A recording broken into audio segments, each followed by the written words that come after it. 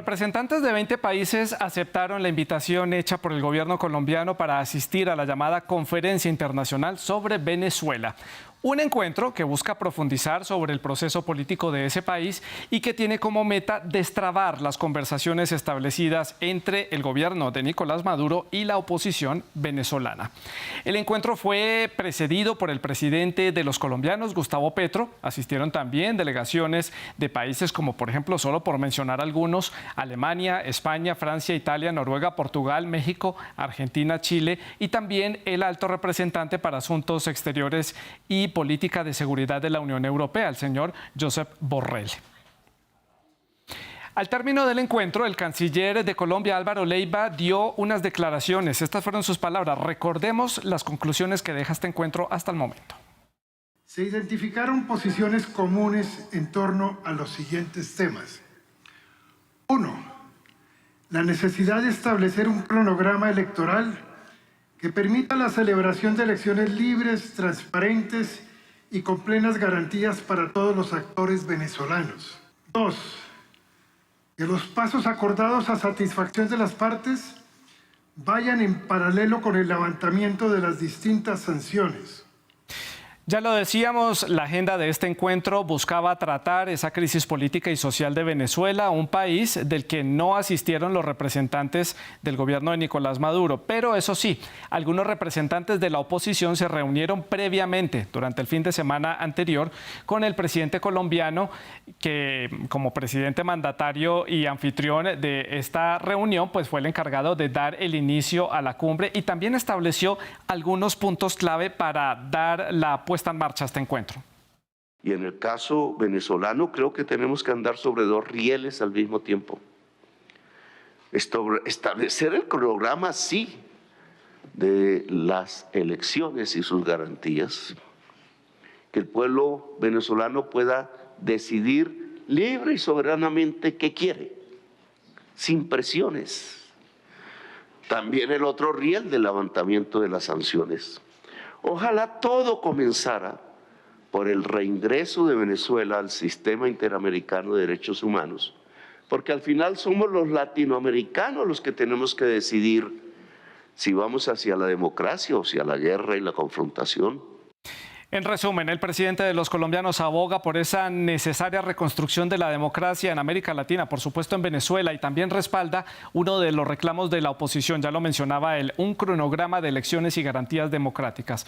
¿Puede entonces el gobierno de Nicolás Maduro dar estas garantías? Pese a que esta conferencia cuenta con el respaldo de Nicolás Maduro, parece que sus intenciones van enrutadas a poner fin a que sean levantadas de manera escalonada las sanciones por parte de Estados Unidos que pesan sobre el gobierno de Nicolás Maduro y sin haber comenzado esta conferencia en la ciudad de Bogotá, puso condiciones para continuar con el diálogo con la oposición en México. Escuchemos. Si alguien de ustedes quiere, aspira que las negociaciones políticas entre este sector minoritario de la oposición, llamada la Plataforma Unitaria, y el gobierno bolivariano y chavista de Venezuela, vuelvan a México, solamente tienen que hacer algo. En el comunicado oficial que ustedes aprueben, pongan la exigencia de que el gobierno de Estados Unidos de Norteamérica deposite los 3.200 millones de dólares secuestrados en las cuentas bancarias que tenemos en el exterior. Y los actualizo. El alto representante de la Unión Europea para Asuntos Exteriores y la Política de Seguridad, Josep Borrell, afirmó que el bloque comunitario está dispuesto a revisar las sanciones personales que pesan sobre Nicolás Maduro. Entre tanto, el líder de la oposición más reconocido a nivel internacional, Juan Guaidó, pasó por Bogotá después de haber atravesado la frontera colombo-venezolana.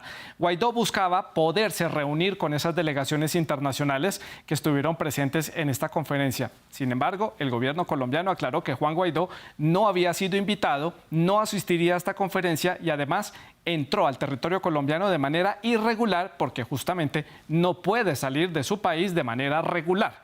Posteriormente, tuvo que tomar un vuelo comercial hacia la ciudad de Miami, en Estados Unidos.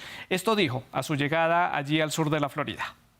Tengo ya hasta ahora 70 horas básicamente o más de viaje. de nuevo, muy preocupado por mi familia, por mi equipo de trabajo, que ya han visto además las consecuencias de una dictadura, torturados, perseguidos y en este momento amenazados directamente. Este paso, digamos, fugaz de Juan Guaidó por Colombia causó mucha controversia, no solamente en ese país, también en Venezuela y, por supuesto, en Estados Unidos. Este punto lo vamos a analizar en unos minutos con nuestros invitados. Pero entonces, ¿qué deja esta conferencia en torno a la situación política de Venezuela? ¿Podrá esta iniciativa entonces garantizar esas bases democráticas, ese cronograma para unas elecciones presidenciales en ese país? ¿Es la eliminación de las sanciones contra el gobierno de Nicolás Maduro ese punto de partida, ese primer paso para poder establecer un diálogo o un punto de partida entre el gobierno de Venezuela y la oposición? La cumbre para tratar la crisis política y social en Venezuela, pues es nuestro tema de debate hoy aquí en France 24. Y para analizar esta cumbre y las conclusiones que ha dejado, hemos invitado a Eduardo Battistini. Él es ex embajador del gobierno interino de Venezuela ante el gobierno de Colombia y también es presidente de Primero Justicia en el exterior. Se conecta desde la ciudad de Bogotá, en la capital colombiana, y desde Caracas, en Venezuela, se conecta Freddy Gutiérrez, diputado del PSUV en Venezuela. Les agradezco a los dos por estar con nosotros. Les recuerdo también a los televidentes que hacen parte del debate. Pueden dejar comentarios, preguntas a través de las redes sociales. Estamos en todas, en Instagram, en Facebook y en Twitter. @France24-ES es la cuenta, la etiqueta para que dejen los comentarios. Numeral, el debate F24, y a mí me encuentran como @Santilogo. Les recuerdo rápidamente también que todos los contenidos del programa están disponibles en Apple Podcast, en Spotify, en Deezer y en TuneIn. Bueno, comienzo dándole entonces la bienvenida a Eduardo en la ciudad de Bogotá. Eduardo, gracias por estar con nosotros y punto de partida para la discusión, su opinión sobre esta conferencia, sobre este intento auspiciado por Colombia de comenzar a unir a la oposición y al gobierno de Nicolás Maduro en algunos puntos en común, o por lo menos dejar algunos puntos de partida para un diálogo. Buenas noches, Santiago. Gracias por la oportunidad y básicamente, como lo hemos dicho en estos últimos días, nosotros confiamos en la buena voluntad del gobierno de Colombia, el gobierno del presidente Petro, un gobierno, por cierto, que ha defendido la bandera de los derechos humanos, el respeto a los derechos humanos. Evidentemente, nosotros esperábamos quizás el día de hoy una declaración conjunta y no un resumen de conclusiones de los distintos puntos de vista que se hablaron en la reunión, porque una declaración conjunta marca un compromiso y una hoja de ruta de estos 20 países para apoyar lo que se viene dando en México, que es la negociación entre el régimen de Maduro y la plataforma unitaria. Negociación, por cierto, que hay que aclarar que 2 veces ha sido detenida por responsabilidad del régimen. La primera, por ejemplo, es cuando el régimen decidió pararse para no seguir discutiendo los temas principales de una salida política para los venezolanos a la crisis que vive Venezuela, para defender a su corrupto, que es Alex Saab, que está acusado por corrupción, cuyo socio, por cierto, hoy está preso en Venezuela por una trama de corrupción, después que por mucho tiempo se quiso decir que Alex Saab no era culpable. Sí. Y lo segundo, Santiago, es también decir que el presidente Petro ha vuelto a poner sobre la mesa algo que Maduro le ha hecho como los toreros del ole, que es el regreso de Venezuela al sistema interamericano de derechos humanos. Eso sería un paso fundamental para la redemocratización de Venezuela, para garantizar que los venezolanos puedan expresarse de manera libre y democrática, para garantizar además los derechos políticos de quienes hacen vida en el país y que están dando una lucha para lograr el cambio democrático, pero por sobre todas las cosas, para que Venezuela pueda empezar a reconocer lo que significa ese sistema de defensa de derechos humanos. Sí, Eduardo, esos son temas que vamos a estar profundizando más adelante en el programa. Los dejamos como punto de inicio para la discusión. Quiero conocer ahora la opinión, el punto de vista de Freddy Gutiérrez en la ciudad de Caracas. Freddy, gracias por estar con nosotros. Bienvenido al programa y su opinión sobre esta conferencia, sobre estas conclusiones y esta iniciativa que ha encabezado el gobierno de Colombia. Bienvenido, buenas noches. Gracias, Santiago, gracias por la oportunidad. En este momento me encuentro aquí en el municipio Chacao, esto es Estado Miranda. Un municipio, como tú sabes, Santiago, que fue epicentro de la violencia política causada por dirigentes de oposición, que querían llevar a nuestro país a una especie de guerra civil, que querían llevar a nuestro país a una destrucción, y nosotros bueno, hemos sido garantes de seguir el diálogo que tanto ha pedido nuestro presidente Nicolás Maduro. Si tú te pones a analizar cuántas veces ha pedido el presidente el diálogo, bueno, ganaríamos el premio Guinness. Ahora, por otro lado, celebramos, primero, que se haya realizado esta cumbre sobre Venezuela, donde participaron 20 delegaciones internacionales, con el fin de que primero definitivamente logremos que acaben las sanciones, el bloqueo, que son las medidas coercitivas unilaterales, que de forma irresponsable algunos políticos de la oposición, bueno, salieron por el mundo a pedir más medidas de bloqueo y sanciones que impactan negativamente a todas las familias aquí en este país, en Venezuela. En Venezuela no hay ninguna dictadura, en Venezuela no hay ningún régimen. Yo no entiendo todavía, no entendemos los venezolanos, ni siquiera los seguidores de Guaidó, por qué salió de forma ilegal de Venezuela. Si desde que el presidente Petro asumió en Colombia, las relaciones fronterizas, en este caso, fueron retomadas. Él pudo haber salido por el puente Simón Bolívar sin ningún problema. Es decir, todo obedece a un show mediático que busca, bueno, yo diría que el último suspiro de Juan Guaidó, que por cierto no fue recibido esta vez en los Estados Unidos por nadie, ni por el presidente, ni por ningún senador, por absolutamente nadie. Por lo tanto, nosotros celebramos lo que está ocurriendo en la cumbre. Nosotros sí estamos de acuerdo que ocurra un nuevo proceso electoral, cosa que estamos acostumbrados aquí en Venezuela, a ir a elecciones libres, transparentes. Freddy, continúo con usted y quiero que nos remitamos a esas declaraciones del canciller de Colombia, Álvaro Leiva, que dejan en evidencia pues esa necesidad de establecer puntos para un proceso democrático en Venezuela. Se habla de identificación de posiciones en común, pero no hay una hoja de ruta o no hay puntos de partida y los países asistentes, estas 20 delegaciones, acordaron volverse a reunir más adelante para ver si hay avances en estos 3 puntos que han acordados. Desde su punto de vista, Freddy, ¿hace falta entonces una hoja de ruta? ¿Faltó establecer mecanismos y pasos para poder llegar a esa democratización que tanto están buscando y también al levantamiento de esas sanciones internacionales que tanto está reclamando el gobierno de Nicolás Maduro? Mira, fíjate, nosotros no podemos pretender que en un primer momento, en una primera cumbre, se resuelvan los problemas de Venezuela. Yo creo que, primero que Venezuela está construyendo su propio camino, que es un camino soberano, un camino democrático, un país donde hemos celebrado más de 23 elecciones.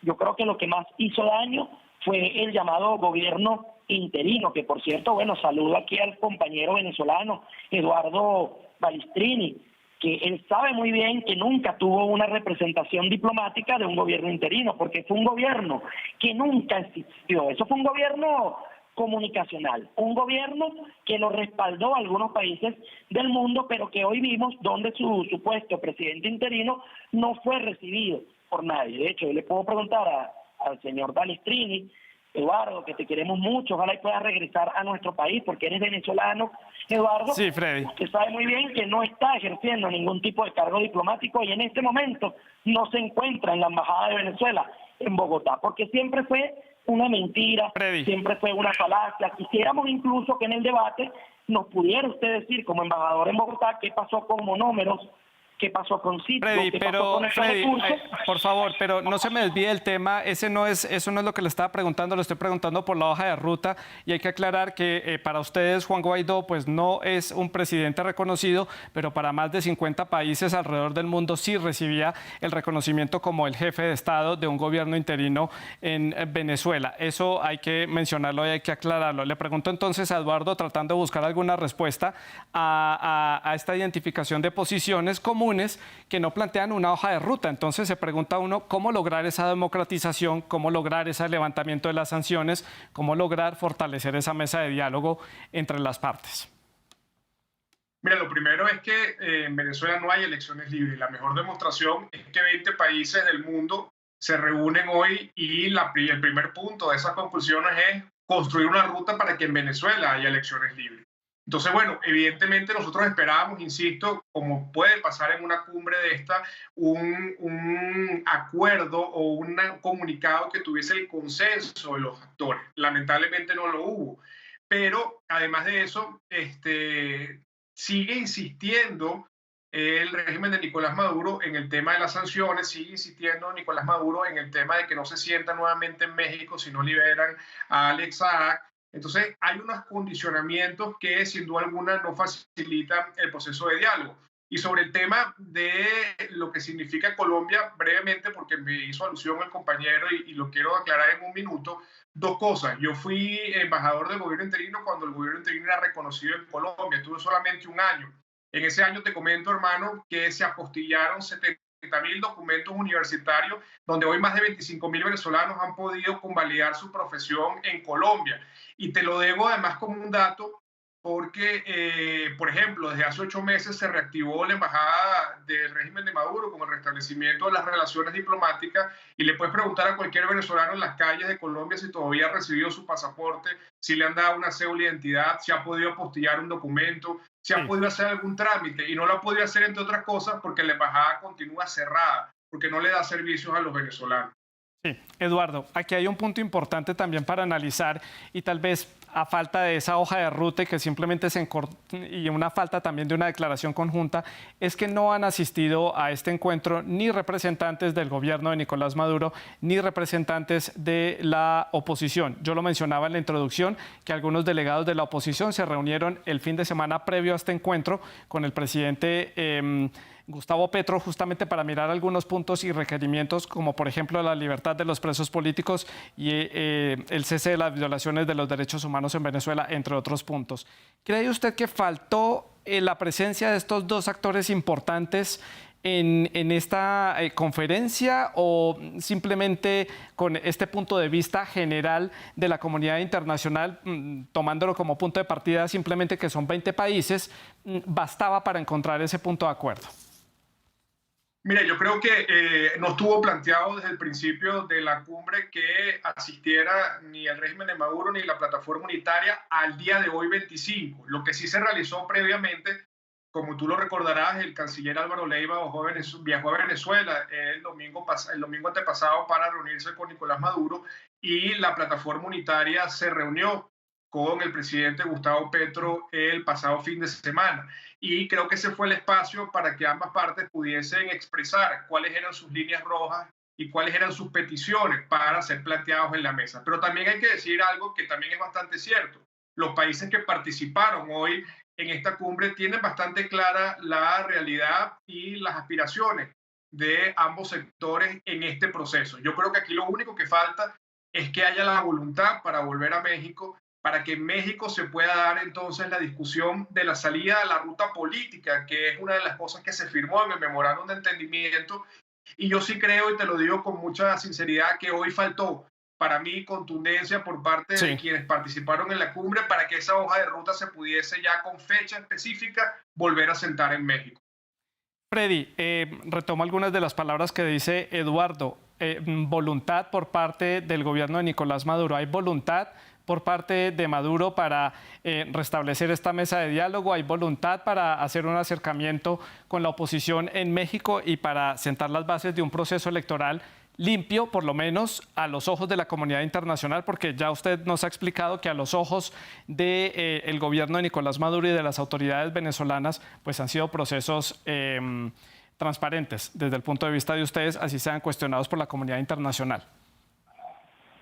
Lo que pasa, Santiago, es que la comunidad internacional incluso se ha dado cuenta que todo este cuento del interinato, del gobierno de interinato que nunca existió, era solo algo comunicacional. Tenía un apoyo de un gobierno que entendió que se dio, bueno, que cometió un gran error, que fue el gobierno del expresidente Donald Trump. Por eso es que nosotros vemos cómo Juan Guaidó incluso el día de hoy no lo recibe absolutamente nadie en los Estados Unidos. Incluso, bueno, hemos visto cómo ese gobierno interinato acabó. Fue la misma oposición venezolana, fueron sus mismos compañeros de lucha que pidieron que cesara el gobierno interinato, porque saben muy bien que le trajo mucho daño a el país. Ahora, fíjate algo, las elecciones en Venezuela siempre han sido de forma transparente. Yo invito incluso a todos los medios de comunicación, lo invito a usted, Santiago, que pueda visitar el país cuando haya cualquier proceso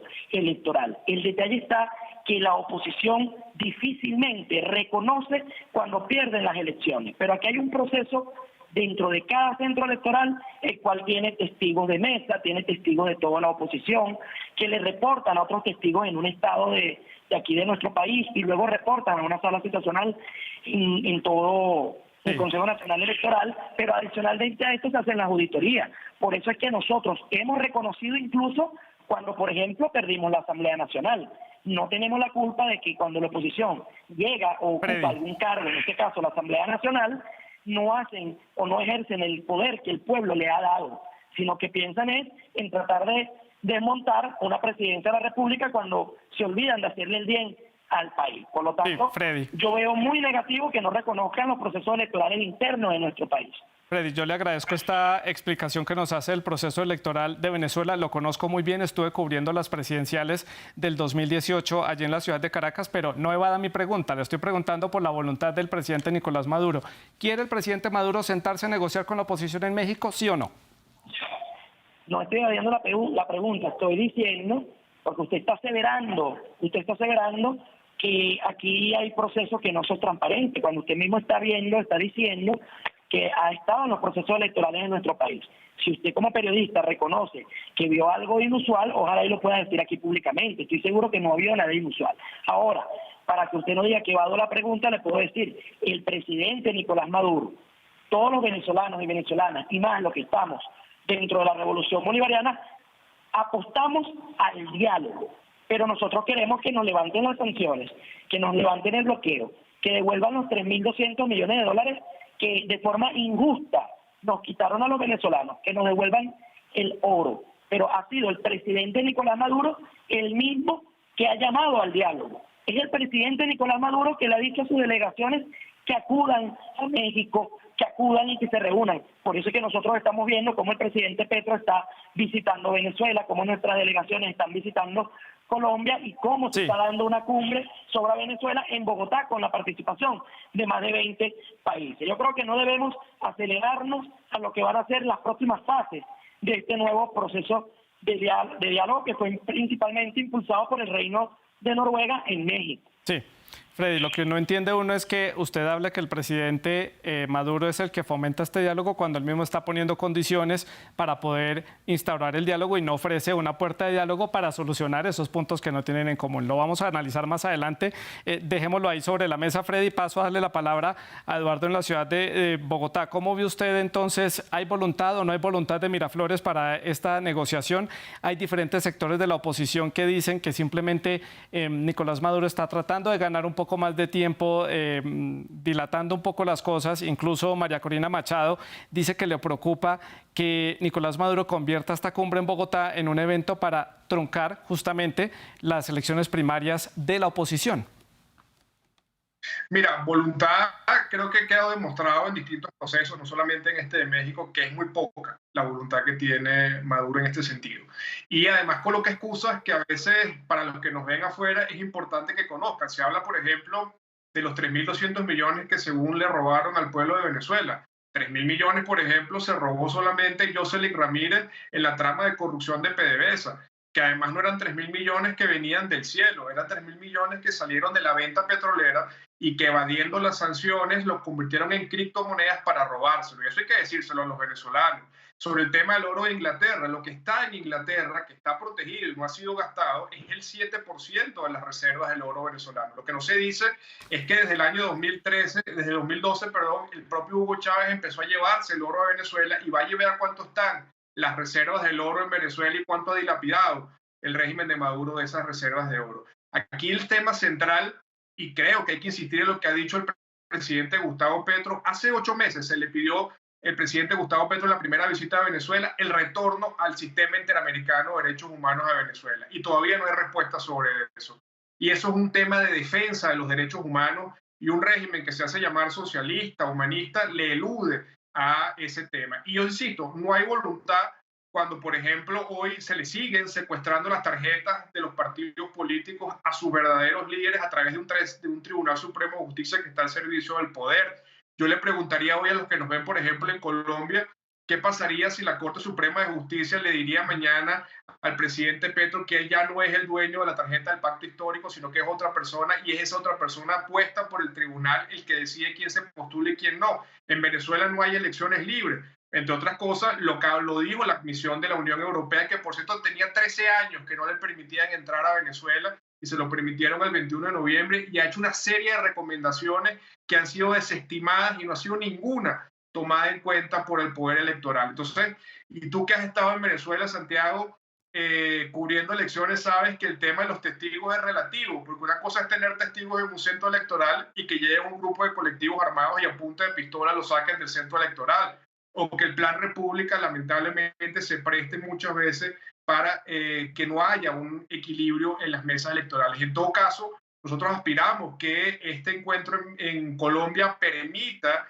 y convide a el régimen de Maduro que se vuelva a sentar en México, porque la única excusa que tiene que tener tanto la plataforma como el régimen de Maduro es llegar a un acuerdo para que en Venezuela haya elecciones libres y para que de alguna u otra forma todo relajamiento de sanciones, que por cierto hay sanciones que son individuales, se puedan ir levantando, y por supuesto las sanciones que lamentablemente, porque eso ya sí lo tengo que reconocer, hay algunas sanciones que han afectado, no han sido el origen de la crisis, pero han empeorado quizás un poco la situación en los últimos 2 años.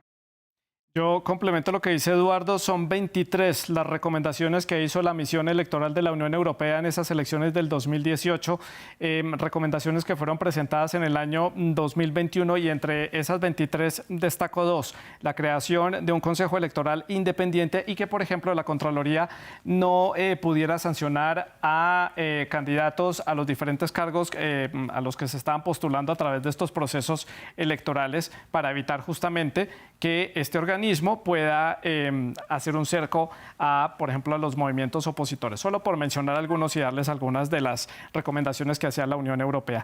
Regreso con Freddy. Freddy, aquí hay un punto importante, y es esa necesidad de Venezuela de regresar al escenario internacional. Si no fuera un país relevante para la región de América Latina, no estarían 20 delegaciones de 20 países sentados en Bogotá negociando cómo marcar una hoja de ruta para que Venezuela tenga una salida a la situación política y social que está presentando.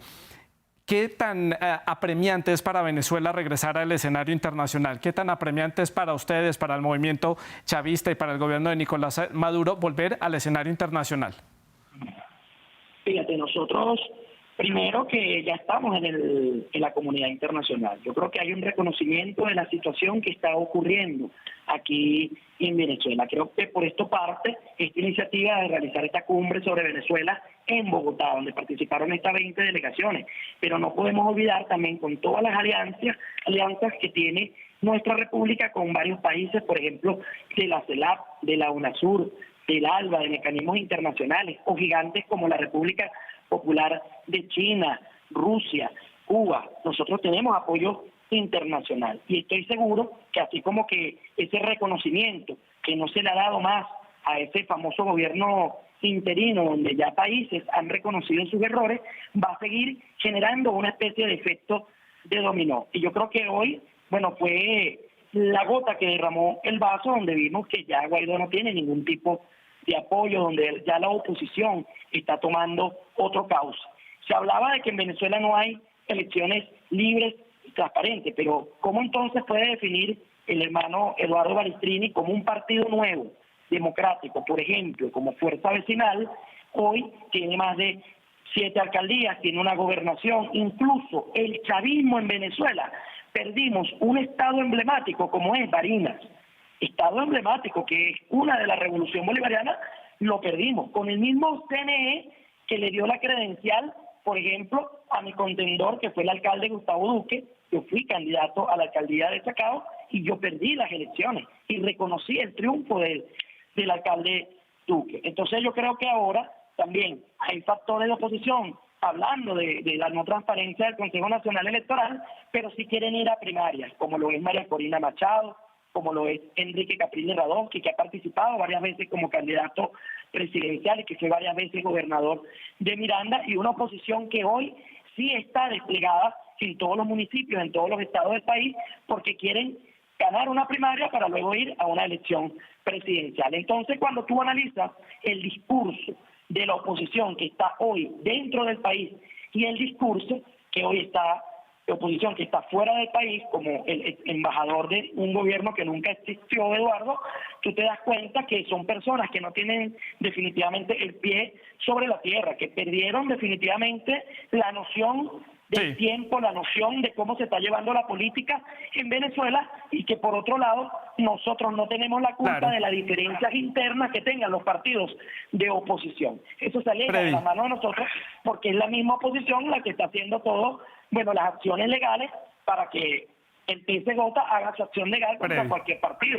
Ya eso es culpa de ellos, nosotros nos alegamos de eso. Sí, Freddy, perdón que lo interrumpa, pero debo agilizar porque me queda poco tiempo para terminar el análisis. Y dentro de ese análisis le quiero preguntar sobre la gestión que está haciendo el presidente colombiano, Gustavo Petro, impulsar esta conferencia, convocar a estos representantes de 20 países, el esfuerzo también de la Cancillería colombiana y esas reuniones que han sostenido Maduro y Petro, todo esto con ánimo de ayudarle a Venezuela a volver a integrarse y a ser parte, por lo menos, del escenario internacional, y que les sean, por lo menos, escuchados sus reclamos desde Miraflores. ¿Su opinión? Bueno, mi opinión con respecto a eso, que esta iniciativa es fabulosa. Yo debo de recordar cuando aquí nuestro expresidente, el comandante Hugo Rafael Chávez Frías, también fue mediador ante ese proceso de diálogo en lo que era, esa guerra del narcotráfico en Colombia, donde también Venezuela dio su grano de arena para alcanzar la paz, que después vimos una paz que se derrumbó con los gobiernos, por ejemplo, de Iván Duque y Manuel Santos. Entonces yo creo que es recíproco. Recuerda que nuestras naciones tienen el mismo sueño, que es el sueño bolivariano. Bolívar, como libertador de ambas naciones, nos llama a estar unidos. Los gobiernos anteriores de Colombia querían que nosotros fuéramos a una confrontación incluso armada entre pueblos hermanos. Es por eso que nosotros vemos un presidente como el presidente Gustavo Petro, un presidente como Nicolás Maduro, dialogando para buscar la solución de todos los venezolanos. Nunca vimos nosotros a un Juan Guaidó llamando a la paz, llamando a la democracia, lo vimos llamando a la violencia, llamando a la muerte, llamando al bloqueo, a las sanciones, cosas que yo creo que no van a volver a pasar en este país.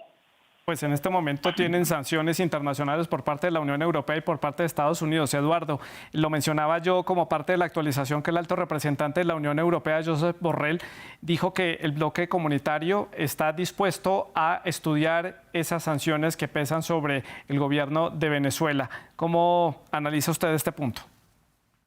Mira, como te lo dije al principio, el tema de las sanciones hay que dividirlas. Hay sanciones personales contra quienes están acusados de corrupción, lavado de dinero, narcotráfico. Y fíjate que esas sanciones personales son tan ciertas que Tarek El Aissami tenía una sanción por los Estados Unidos por estar involucrado en una red de narcotráfico, corrupción, y fue el mismo régimen de Maduro quien lo capturó, lo tiene, no sabe dónde lo tienen, pero supongamos que lo tiene detenido, y donde ha quitado o ha detenido casi toda esa red.